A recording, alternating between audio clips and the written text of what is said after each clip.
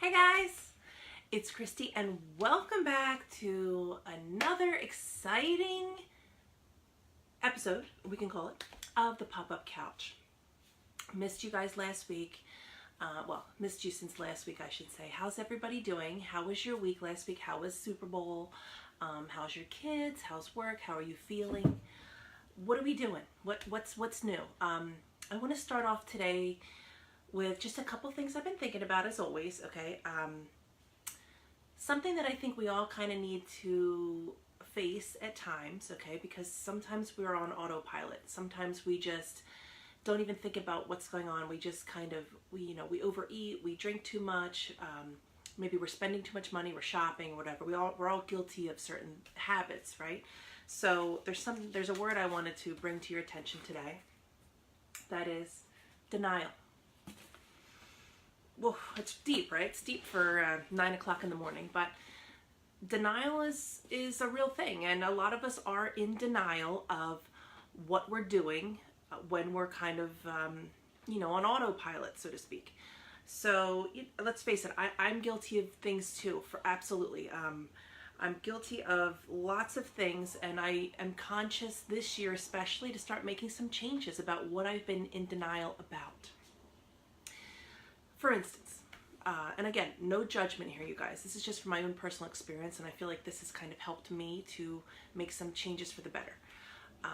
I used to smoke cigarettes, right? I smoked for years, on and off. That used to be something that really made me happy. I thought it made me happy anyway. It just kind of took the edge off and helped me to kind of de-stress.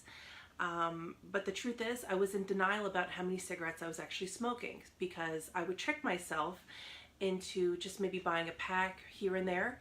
I would never actually buy a carton of cigarettes, and to me, if I bought the carton, I would know exactly how many cigarettes were in that carton, and I could actually look at that and know, oh my God, I'm actually smoking that much. So I never actually bought the carton, which again, that's a form of denial. So I quit smoking June 2nd. I promised my daughter that I would never smoke again, and I will never smoke again. So I had my last cigarette June 2nd. That would be the last cigarette I'll ever have. To be honest, it wasn't hard to quit, because when you love something more than your bad habit, then it becomes easy to quit. So now every time I think about a cigarette, or I see somebody smoking a cigarette, I think about my daughter. I really do. I think about how she would feel if I put that cigarette up to my mouth, which I will never do again. So I'm never going back. And it is possible to quit something. Like I said, if you love something else more than that thing, then you will absolutely quit. It's called accountability. If we hold ourselves accountable to something, and it means that much. Like I used to link pleasure to cigarettes, but now I actually link pain to cigarettes, because the last time I had a cigarette, hey Lise, the last time I smoked a cigarette was June 2nd. And that day, my daughter saw the cigarette, and the way she looked at me with such disappointment and hurt, and to me, when I think about a cigarette, I think about that look on her face, and I will never do that again. I will never do that to myself again, and I promised her I would never do it. So, hey Franny. So when people say it's so hard to quit drinking, it's so hard to quit sugar, it's so hard to quit all these bad shopping, right? There's a million bad habits. I'm guilty actually of all these things. I'm guilty of, here's my habits, or I should say, here are my old habits, you guys, because to try to keep an eye on how you're talking to yourself, okay? Like what your story is, so to speak. So for instance, I used to be, I'm gonna start out the sentence saying this, because I don't do these things anymore. And I don't see myself this way anymore. I used to smoke cigarettes. I used to be a compulsive shopper. I used to drink every day. I used to eat whatever I wanted all the time. I used to gamble all the time. I used to go to strip clubs all the time. I used to do all kinds of things all the time, and now I do better things for myself all the time, okay? So I'm more aware and conscious of what I used to do. And hey Tammy, and the thing is, once you link, okay, so I used to link pleasure to all those things, you guys. When you link pleasure to your habits, then you will continue to do them. So when I would go shopping every day, because it was an everyday thing for me for a long time. Hey Rose, when I would go shopping every day, I would link so much pleasure to shopping. I love grocery shopping. I used to love, you know, TJ Maxx. I used to love the mall. I used to love Payless. I used to love all these stores, but now I don't link pleasure to that anymore. I link pain to those things because it's painful when I look into, you know, at the end of the week, my spending in our bank account, and, you know, I'm feeling pretty shitty about how much money I used to spend. So I don't do that anymore. Now I'm more, you know, I'm more aware, I'm more awake of what's going on. Now this plays a part in all of your life, you guys. Once you start kind of waking up to your bad habits, then you can kind of start to tweak each one of them and kind of be more aware. So, you know, listen, cold turkey doesn't work for everyone. I'm not going to sit here. I love you, Aunt Lisa. I'm not going to sit here and tell you guys that, you know, this is so easy and anybody can just quit anything right away. But the truth is, if you are fed up and you hit rock bottom with anything in your life, you can stop it. You actually can. You just have to start to remember that this used to bring me pleasure, okay? But now it brings me pain. Now when I get on the scale, after eating everything I wanted for so long, now I see that number on the scale and now I don't like it. You know, I don't like where it's at and now I want to change it. I'm speaking for myself, you guys, seriously. I've lived it up for years. Like, I've been living it up, like shopping and drinking and smoking and eating. And I mean, it's been great. Don't get me wrong. I'm not downplaying any of those things. It's been so fun, but it's not the healthiest thing, and it's not the best example to set for my kids. And I actually do believe that I am a leader. I've always been, and I want to act like a leader. So leaders lead by example, right? So if I was going to sit here and, you know, smoke 10 cigarettes and tell you not to smoke, that would be stupid. And I'm not telling you not to smoke, by the way. Anyway, if you need to smoke, then smoke. But if you decide that there's something that's bothering you that you want to change, and you feel like it's time, there's that little voice inside you that says, let's do something different today. Let's change this. Do we really need to put 6 sugars in our coffee? Do we really need to have the cheesecake? Do you know what I'm saying? Let's make it for more like a special occasion, some of these things, instead of treating ourselves constantly to these things. You know, it's what happens is it's an immediate feeling of satisfaction and pleasure, right? That's why we do these. Hi, Marilyn. That's why we treat ourselves with these things, okay? These little habits that we do, because it's so quick. It's like a quick fix. Like, oh my God, my kid's crying, you know, I'm so stressed out. I'm just gonna go, you know, have some vodka or smoke 3 cigarettes. Or that's quick. You're right. That is actually going to like fill you in the moment, but then you're gonna feel guilty later. And guilt is a terrible thing to feel. Let's face it. If you're feeling guilty about anything right now, it's because there's something inside of you. Let's change something. Hey, Tom. So if you want to be yourself accountable to these things, try to be more aware of these things and make some new changes. If you don't decide to make decisions, then life will decide for you. That's like an old school saying, but it actually is so true, you guys. If you don't decide, then life will decide for you. So if you continue to show up at a job that you can't stand every day, and you never look for anything better, or, you know, kind of think outside the box of like, then you're actually going, hi Bruce, then you're actually going to stay. You never, and this all comes back to fear. And I understand fear is a real thing for people. Fear is what holds people back from love, from success, from, you know, just kind of being themselves. There's so much tied to fear. And once you, thanks Marilyn, once you stop with the, once you, I shouldn't say stop, once you confront the fear, just look at, like, grab it by the neck and look at it and say, you're not going to hold me back anymore. I'm not going to be afraid to make a change. I'm not going to be afraid to leave today without makeup on. Now, you know, I try to look my best, but the truth is, makeup. Now that's big because I didn't used to do that. I didn't used to think that I could do that. As a woman, I always felt like I have to be so done up or I'm not going to get the kind of sleep. But the truth is, I know so many people that don't wear makeup, so many women, and they're so beautiful without it. And I've always admired that about them. And, you know, for the women out there doing that, I congratulate. It's awesome. And it's not easy, right? Because we always feel so much pressure to just kind of put on these, you know, these acts and these faces and all that. But the truth is, If you can get out of the morning and roll out of bed and just be 100% yourself and be okay with that, that's beautiful. And that's a successful person, by the way. That's true success. So progress equals happiness, okay? So if you're making progress, want to change, that actually will bring happiness. So if you have any more fast food this year, I'm going to decide 2019, no more McDonald's, no more Arby's, no more Taco Bell, whatever it is. If you're a fast food junkie, then you can say, you know what, I'm going to give it, even if you just give yourself a month, start small with the little goals, okay? Don't overwhelm yourselves. You can just say, you know what, for this month, I am not going to stop by Dunkin' Donuts. I'm not going to stop by McDonald's. I'm just not going to do it. And imagine how you're going to feel 30 days from now when you hold yourself accountable to that, and you look back on that 30 days and go, wow, I actually did that. I think I can do that for another 30 days. This just happened with me, you guys. The new year, I started with a fasting diet where it was like a vegan-based diet, okay, for 10 days. And I thought, you know, let me just see if I can do this for 10 days because I like the challenge. So for 10 days, I was a vegan, and guess what? 30 some days later, I am still on a vegan diet. Why? Because I feel better, number one. I can be a little more conscious of what I'm eating, and I can actually take time to prepare the foods and know where it's coming from. And again, it's challenging. It's a change. Change is good. And I'm not promising anyone I'm going to do this the rest of my life, but I am promising that I'm going to do it for a year. I'm actually going to live a vegan lifestyle as far as food goes for a year. Yes, I am.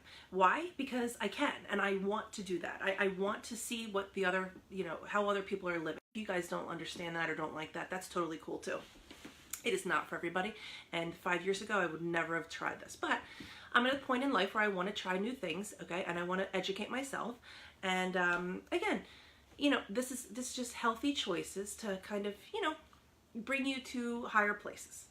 So progress equals happiness, and I can speak from the heart and tell you that I feel so happy with the progress I'm making with not smoking anymore, with a better, healthier lifestyle.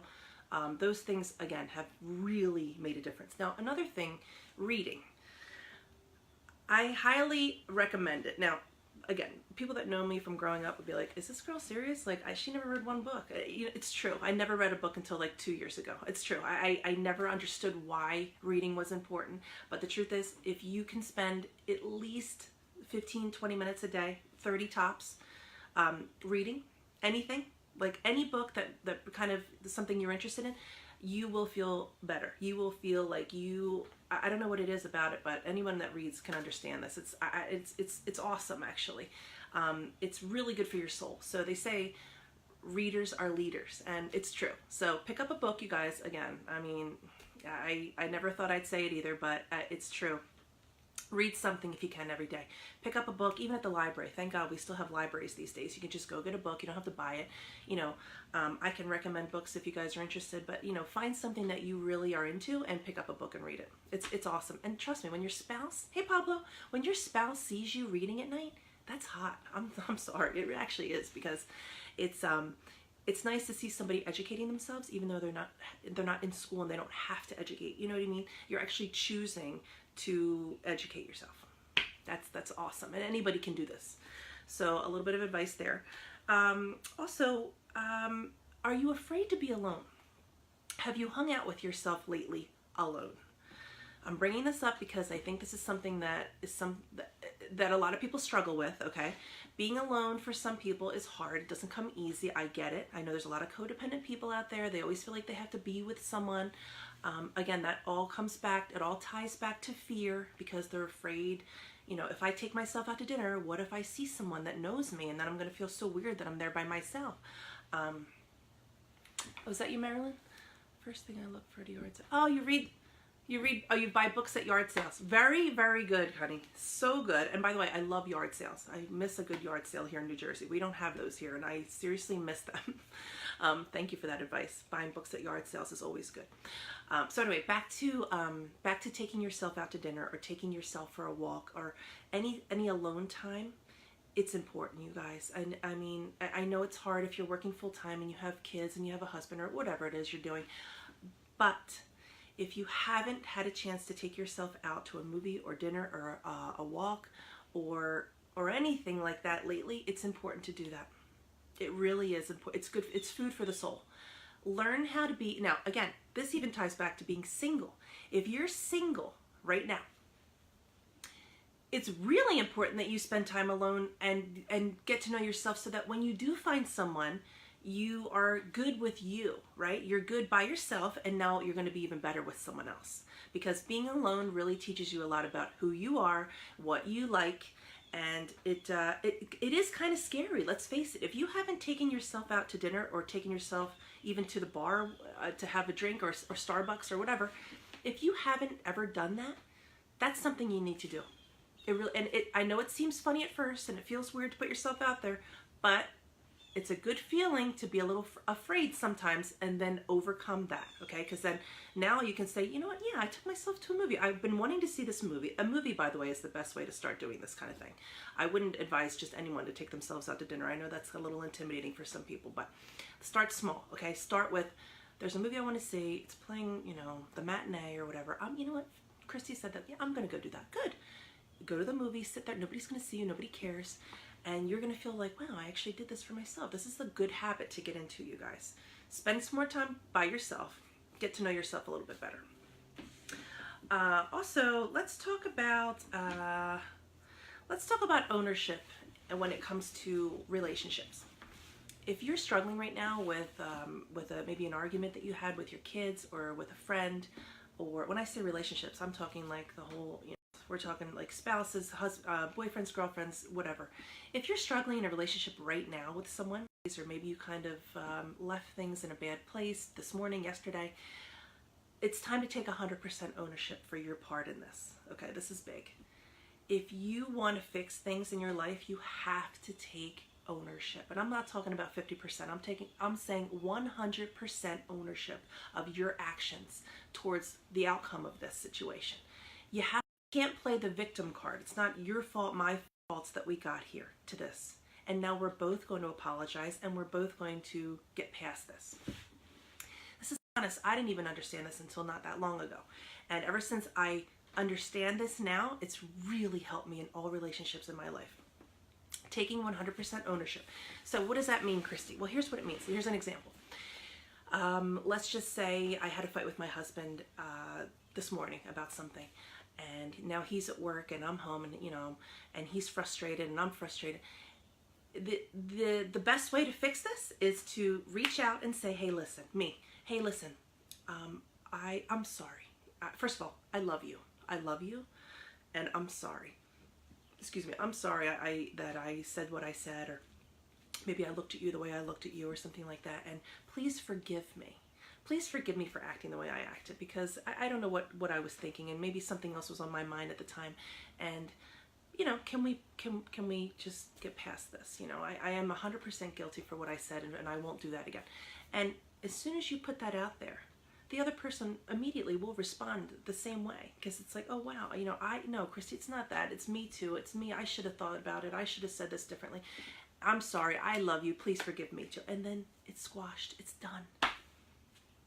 Honestly, this goes with my kids, this goes with my husband, my friends, all the time. It works. Just come. Now, why do people not do this? Because of pride.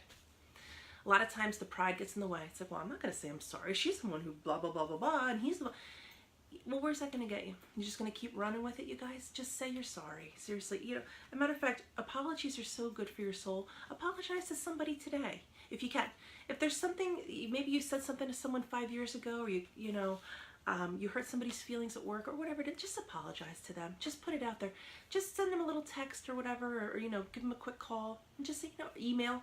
I'm sorry, you know, I've been thinking about you lately, and I just want to say that I'm sorry. I shouldn't have done that. And again, this is just good for your soul, okay? You'll be a better person because of it. Let's see what else we're going to talk about before I go, guys. What have you overcome in your life? Like, what big things have you actually overcome in your life that you never thought you could? Because we all have these stories, okay? And it's important to think about those stories, especially when you're in the middle of a struggle now. Like, if you're thinking like, oh my God, how am I gonna pay these bills? How am I gonna get ahead? How am I gonna switch jobs? I'm so overwhelmed. Well, the best thing to do is to just stop for a minute and look behind you. Like seriously, look behind you and go, oh my God, look how far I've already come. Look at all the hurdles I've already jumped over, and now here I am. I never thought I'd be here, but now here I am, and look, I'm still going.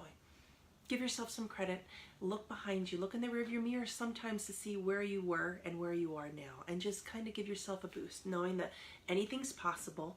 You've already overcome so much in your life, and you will continue to overcome. These things are small things.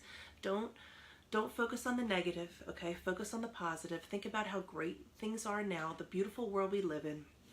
Give yourself a reality check once in a while. Seriously, walk outside, look up at the sky, look at the sunrise, the sunset, the stars, the moon, the grass, the ocean, the trees, the birds. It's so beautiful. We're so lucky to live where we live in this beautiful planet, and all the other stuff is just little stuff.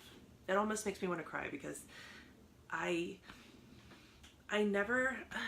guess I never really saw these things for what they are until not that long ago, and now I see it, and I feel lucky. So I want you guys to see it too. All that other stuff is just stuff. It doesn't matter, you know. What matters is that we're here, and we're here for a reason, and we all have a purpose. So put yourself out there. Don't be afraid to take chances. Don't let fear stop you.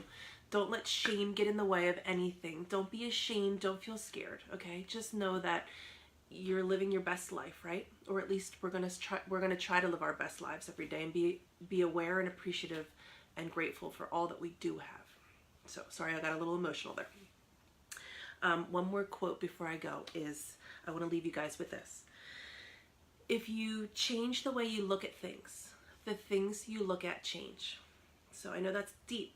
Think about it. It's true. It really is true. If you change the way you look at things, the things you look at change. So let's all slow down. Hi, Audra. Let's all slow down and really start to look at what matters in this world, what truly matters. Not our cell phone, you know, not our 401k, you know, not our Mercedes or whatever. It really doesn't mean anything, guys. You can't take it with you, right? You can't take any of these things with you. All you have is what you have today.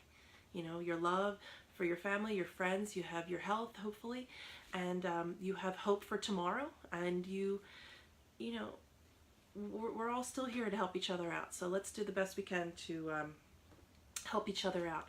And I will definitely see you next Friday. Please reach out to me anytime you guys need any advice about anything. I'm always happy to help you. I'm so lucky to have so many beautiful people in my life that help me stay grounded every day and give me hope for things, and you know, I've been very fortunate too. So I hope you have a wonderful weekend, and I will see you this time next week.